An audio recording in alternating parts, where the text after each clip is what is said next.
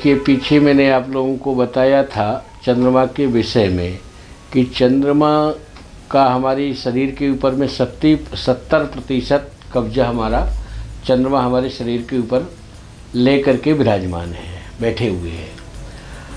चंद्रमा अगर द्वितीय घर में आ जाए, कुंडली के दूसरे घर में आ जाए या अष्टम में आ जाए और गर्भ दशा चंद्रमा की पड़ जाए, गर्भ में जब बालक पैदा नहीं हुआ और दूसरे घर में आ गया, दूसरे घर में बैठ गया और गर्भ दशा भी चंद्रमा की पड़ गई, चंद्रमा में चंद्रमा का अंतर पड़ गया, तो उस बालक को हम लोग बाल अरिष्ट लोग बोल देते, बाल अरिष्ट। कभी आपने देखा होगा कि बहुत छोटा सा बच्चा जल में डूब करके और ख़त्म हो जाता, बहुत छोटा सा, कहीं नहीं गया, घर में ही बैठा है, घर में ही खेल रहा है, लेकिन फिर भी वो डूब करके और नष्ट हो जाता है। तो उसको बोलते हैं हम, चंद्रमा के द्वारा एक ये योग बनता जो जान के लिए खतराशील माना गया है, उसको बोलते हैं बाल अरिष्ट योग। वो चंद्रमा के द्वारा ही बनता है और वो चलता है 12 वर्ष तक। अगर दूसरे घर में चंद्रमा विराजमान हो गया या अष्टम में हो गया, मेरा ऐसा व्यक्तिगत ऐसा भी मत है कि चंद्रमा किसी भी राशि, स्वराशि का, उच्च राशि का क्यों ना हो, लेकिन अगर द्वितीय मारक घर में बैठा है, शुक्र के घर में वो विराजमान होकर के और 8वें घर मंगल को देख रहे हैं, मंगल के घर को देख रहे हैं, शुक्र के घर में बैठ करके और मंगल के घर में बैठ रहे, तो घर कुछ ना कुछ दुष्प्रभाव अवश्य प्रदान करेगा। क्यों करेगा, इसको आप प्रैक्टिकल करके देखें। जैसे माहौल में आप विचरण करेंगे या जैसे माहौल में आप निवास करेंगे, उसी प्रकार से आपकी मन, बुद्धि, वचन, क्रम अपने आप ऑटोमेटिक धीरे धीरे आने, उसके लक्षण हमारे ऊपर आने लग जाएंगे।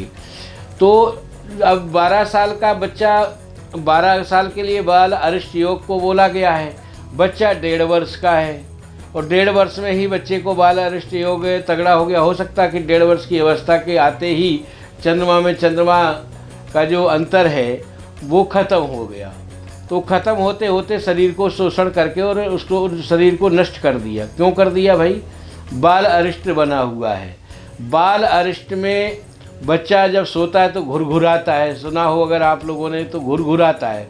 अपन लोग खर्राटे लेते तो वो घुरघुराहट उसकी वायु के द्वारा, नसों के द्वारा, उस नसों में कुछ ना कुछ वो ऐसा शीत पदार्थ जम जाता है कि बच्चे को हाँफी चलती है और उसकी पसलियाँ फैलने लग जाती। कभी आप लोगों ने इसका विचार किया है या नहीं किया है, उसको आप लोग निमोनिया करके बोलते कि निमोनिया हो गया इसको। तो उसको हम लोग बाल अरिष्ट, हमारे ज्योतिष शास्त्र में उसको बाल अरिष्ट का रूप दिया गया है। उस योग का नाम बाल अरिष्ट है और वो 12 वर्ष तक चलता है। उसको बड़ी आसानी से तोड़ा जा सकता है और बड़ी आसानी से उसको संभाला जा सकता है। अगर कुशल ज्योतिषी कोई मिल जाए तो उसको घबराने की कोई आवश्यकता नहीं है और ना ही कुछ करने की आवश्यकता है। अगर वो छोटे छोटे से उपाय करे तो बाल अरिष्ट योग नष्ट हो सकता है, इसमें कोई संदेह वाला विषय नहीं समझना चाहिए। देखिए, मृत्यु लोक के जो अधिपति हैं वो भगवान शिव हैं। अब यहाँ पर प्रैक्टिकल करके आप लोग देखेंगे तो आपको स्वतः समझ में आएगा और इसका अनुभव करेंगे तो आपके मन में प्रतीत भी होगा। देखिए, मृत्यु लोक के जो अधिपति हैं, जो संहार के कर्ता हैं, वो भगवान शिव हैं और चंद्रमा भगवान शिव के मस्तक पर अमावस्या को जब पुण्यतिथि आती है तो अमावस्या को भगवान शंकर के मस्तक पर चंद्रमा स्वतः विराजमान होता है। एक दिन के लिए चंद्रमा अपने आसन को परित्याग करता है, तो वहाँ पर चंद्रमा भगवान शिव के मस्तक पर आ जाते हैं।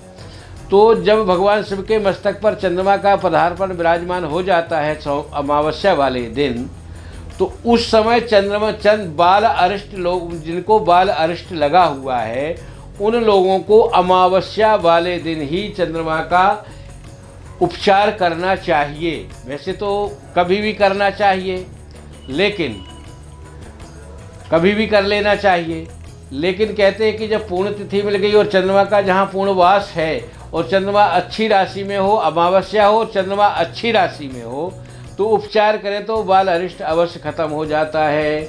बाल अरिष्ट कैसे खत्म होगा, भगवान शिव के ऊपर कुशोदक जल, कुश के से रात्रि भर कुश जल में पड़ा रहे, पूरी रात्रि कुश जल में कुश पड़ा रहे और वही जल भगवान शिव को समर्पित किया जाए।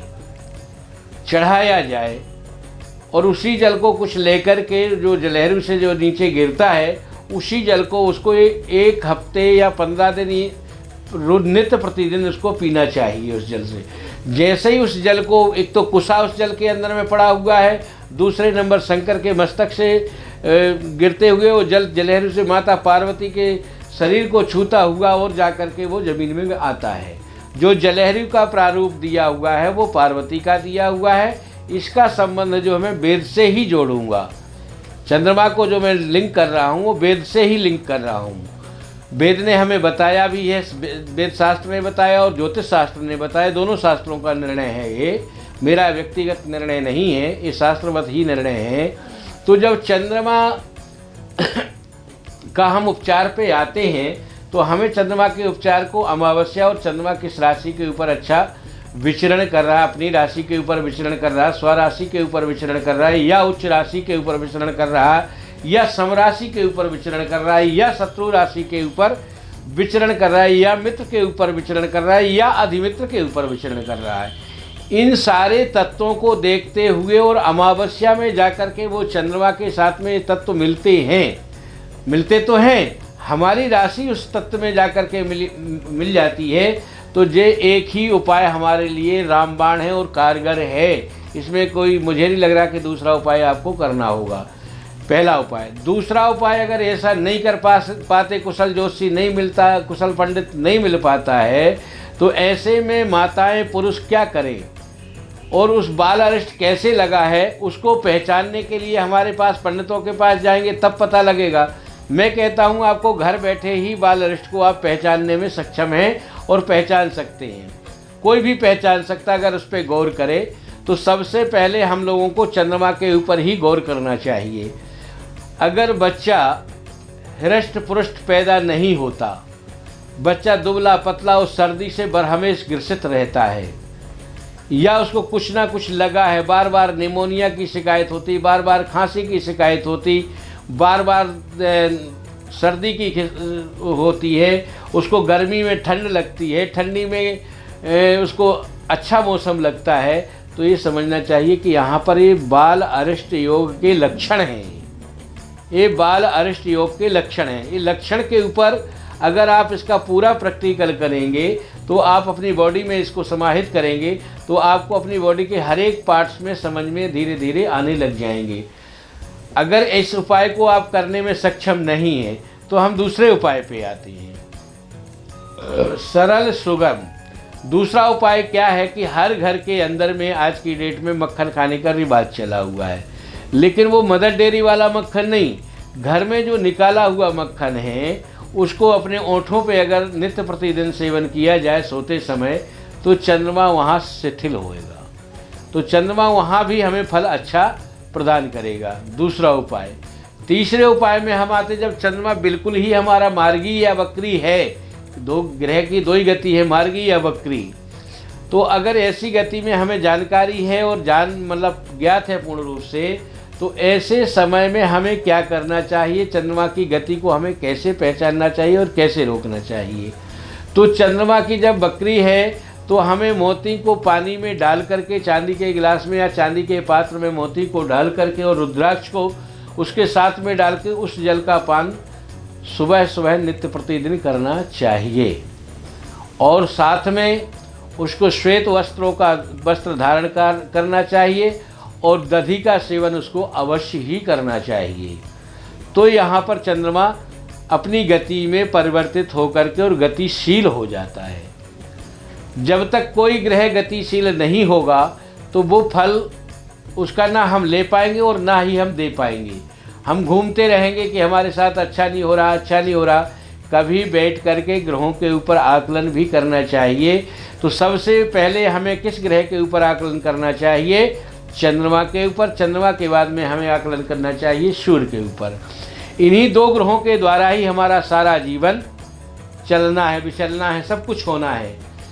तो ऐसी गति को अगर पहचानने में हम साकार हो जाते हैं, सक्षम हो जाते, अगर नहीं भी होता है, नहीं भी मेरी बात समझ में कहीं आपको लग पाती है, तो योग विद्वान के पास जाकर के और चंद्रमा का समाधान खोजना चाहिए।